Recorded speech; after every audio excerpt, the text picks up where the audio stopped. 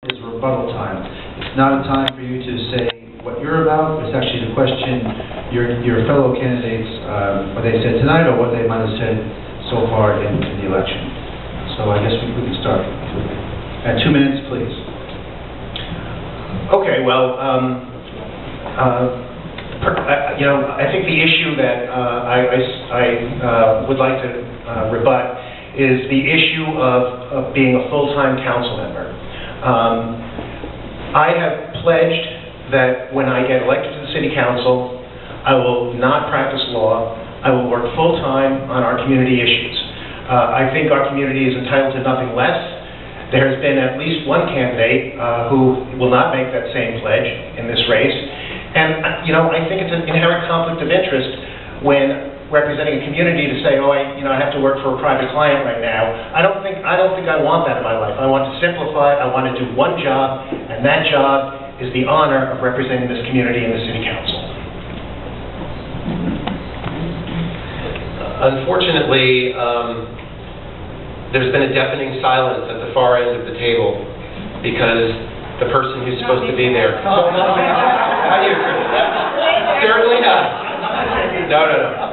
No, there's someone who's missing, and for all of his protestations of not being able to make it because of someone passing away, it didn't bother him from campaigning a few hours ago in Bay Terrace. So when you have a situation where one of the candidates who you're running against chooses not to come here because of his connections with the real estate industry, his truly miserable response 4 years ago, and I should know since I was the moderator of the debate here 4 years ago, when asked whether he was a lobbyist and he refused to respond and respect the audience. I think it's incredibly disrespectful for him not to be here. We've had 2 candidate nights. This is the 3rd one. We have one more next week, and we have a debate on New York 1 on Labor Day.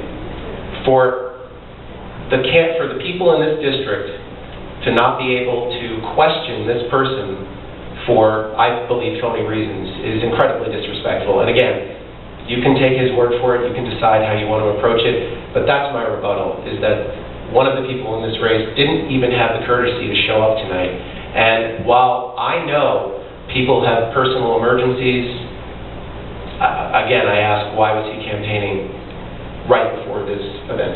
Thank you.